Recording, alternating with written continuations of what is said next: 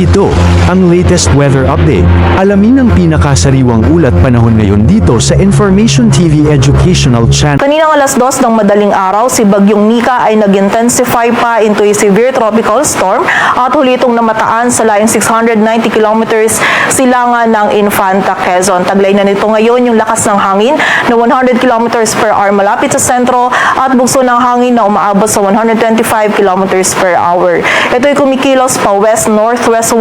sa bilis na 30 kilometers per hour at sa kasalukuyan po or ngayong araw ay meron na tayong mararanasan ng mga pag-ulan dito sa area ng Bicol Region, maging sa bahagi din po ng Quezon at ng Eastern Visayas, lalong-lalo na dito sa area ng Northern Samar, dulot po ni Bagyong Nika. And also makakaranas na din po tayo ng bugso ng mga malalakas na hangin dito din sa ilang areas ng Bicol Region. So pag-iingat po para sa ating mga kababayan dyan. Samantala, yung bagyo naman na minomonitor natin sa labas ng PAR na si dating Bagyong Marce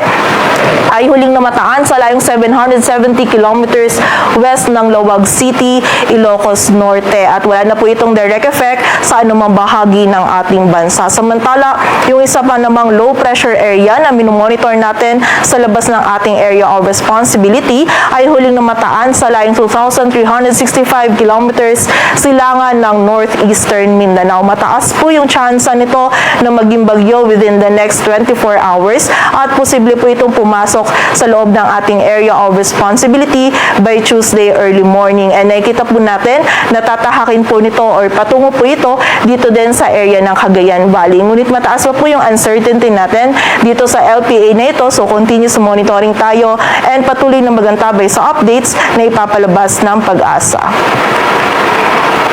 At para nga po dito sa latest forecast track analysis ni Bagyong Nika, generally si Bagyong Nika ay kikilos west-northwestward throughout po yan ng ating forecast period. At ngayong araw ay patuloy nga po ito mag-intensify pa into a typhoon category and magla-landfall po ito bukas naman ng hapon o gabi dito sa Isabela or Aurora area. And then by tomorrow afternoon po or bukas ng hapon onwards is tatahakin na po nito ang area or kalupaan ng Northern Central Luzon area hanggang Tuesday po yan ng early morning. At muli po, sa kasalukuyan niya is nag-undergo ng rapid intensification itong si Bagyong Nika at ngayong araw ay posible po itong mag-intensify pa into a typhoon category. And nakikita po natin na maaari nitong ma-reach yung peak intensity nito bago po ito mag-landfall dito sa may Isabela or sa may Aurora area. And habang nga pong tinatahak nito yung kalupaan ng Northern Central Luzon area, is nakikita po natin na bahagya itong hihina or magwi-weaken ito into a severe tropical storm. Ngunit bagamat po hihina ito into a severe tropical storm is meron pa rin po itong malalakas na hangin and also na mga malalakas na pagulan na idudulot po dito sa malaking bahagi ng Luzon habang tinatahak po nito itong landmass ng Luzon by Monday po yan hanggang Tuesday early morning. And muli po, hindi lang, bibigyan din lang po natin na hindi lang po yung landfall point natin or yung area kung saan magla-landfall yung maaapektuhan po ni Bagyong Nika. So, ina-expect po natin dahil nga yung si Bagyong Nika ay malaki po yung cloudiness po na dulot na dala ng bagyo, is ina-expect po natin ngayong araw pa lang meron tayong mararanasan na bugso ng mga malalakas na hangin and also ng mga pag-ulan dito sa may silangan ng Southern Luzon and also dito din po sa area ng Eastern Visayas. And habang papalapit nga po si Bagyong Nika, by tomorrow po ng Lunes hanggang kung saan ito naman po ay magla-landfall dito sa Isabela or Aurora area and then tatahakin ito or tatawid ito dito sa landmass and lalabas po ito ng landmass naman by Tuesday early morning and expect po natin ito pong Monday hanggang bukas po ng early morning, Monday po or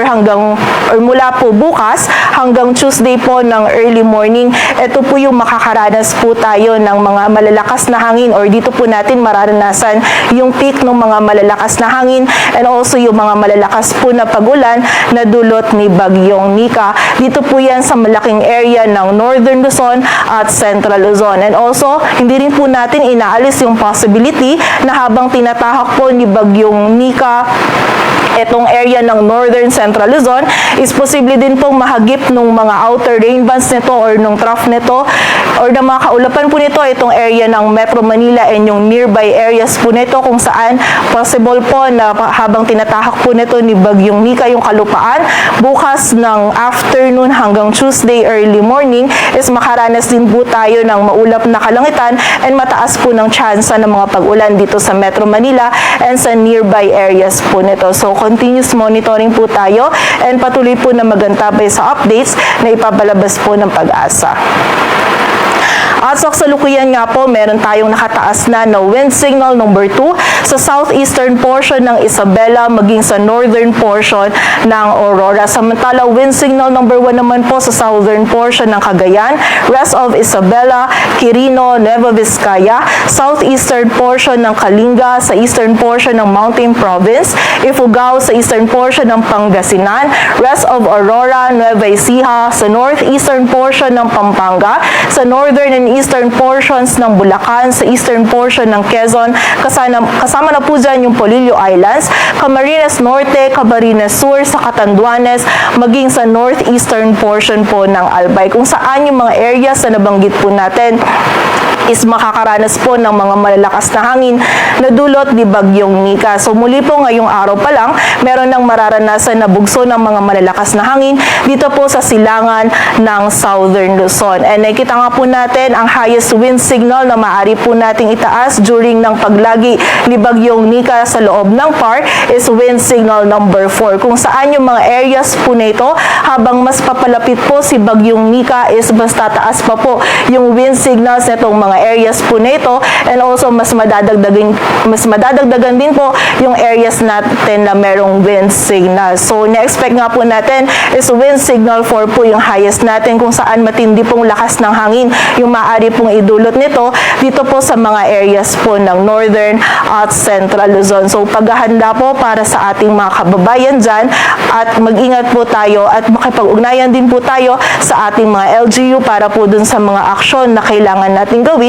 para sa ating kaligtasan. And also nakita din po natin yung wind signal number 4. Posible din po ito magdudulot din po ito ng mga significant damages, lalong-lalo na po sa mga structures na gawa sa light materials and also posible din po ito magpatumba ng poste, ng puno. So during po ng pagtahak po ni Bagyong Nika